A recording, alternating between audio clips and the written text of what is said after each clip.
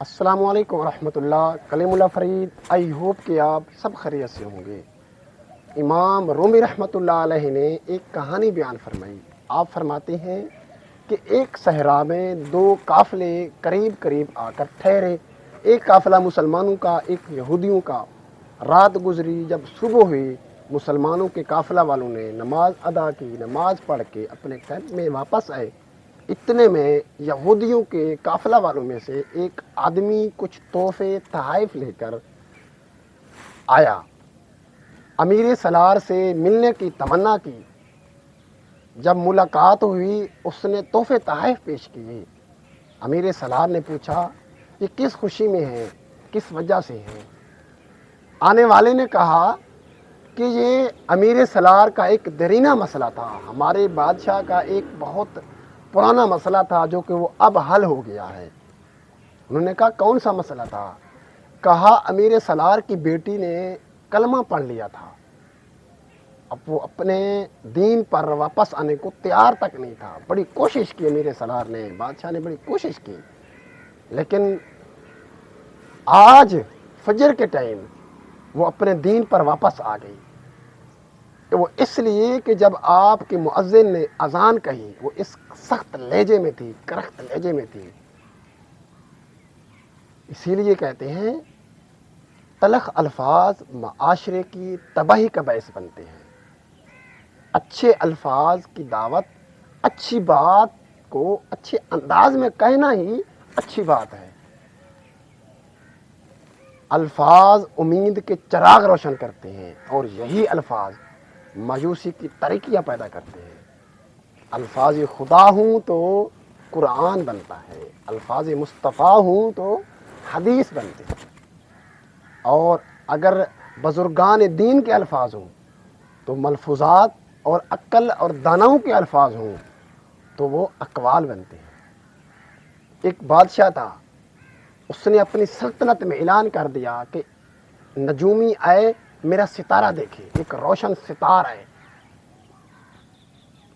جب وہ نجومی آیا اس نے ذائقہ لگایا اور حساب کیا، بادشاہ سے کہا بادشاہ سلامت، آپ کے چاہنے والے، آپ کے دوست آپ کے سامنے مر جائیں گے۔ اس کو بڑا غصہ آیا، اس نے کہا اس کو جیل میں ڈال دو، قید کر دو اس کو۔ کہا کسی اور کو بلاؤ۔ سلطنت میں منادہ کرا دی گئی۔ ایک اور آیا، اس نے ذائقہ لگایا، حساب کر کے کہا جا پناہ، آپ کی لمبی عمر ہے، آپ دیر تک زندہ رہیں گے، آپ کے چاہنے والوں میں سے آپ کی لمبی عمر ہے، آپ کے جتنے چاہنے والے ہیں ان میں سے بھی زیادہ آپ کی لمبی عمر ہے۔ اس کو وہ بہت خوش ہوا، اس نے کہا اس کو منہ مانگا انعام دے دو، جو چاہے اس کو انعام دے دو۔ کہا مجھے انعام نہیں چاہیے، مجھے صرف جو جیل میں ہے وہ چاہیے۔ کہا وہ میرا استاد ہے۔ یہ صرف الفاظ کا فرق ہوتا ہے، یہ صرف لفظوں کا فرق ہوتا ہے۔ اس نے بھی یہی کہا، میں نے بھی یہی کہا، لیکن لفظوں میں فرق تھا، الفاظ میں فرق تھا۔ اسی لیے دنیا میں اصل طاقت الفاظ کی طاقت ہے۔ یہ امانت ہے، یہ دوست ہے، اور یہ طاقت ہے، اور یہ حقیقت ہے۔ اسے ریگا نہ دیا جائے انہیں، اور انہیں ضائع نہ کر دیا جائے۔ لہذا اچھے الفاظ انسان کی پہچان ہوتے ہیں، انسان کی تربیت کے پہچان ہوتے ہیں۔ بعض اوقات الفاظوں سے لوگ فیملی بیک گراؤنڈ کا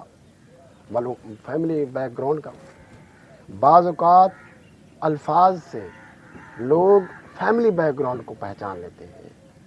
الفاظ سے تربیت کی پہچان ہوتی ہے، الفاظ سے بڑوں کی تربیت پر بہت بڑا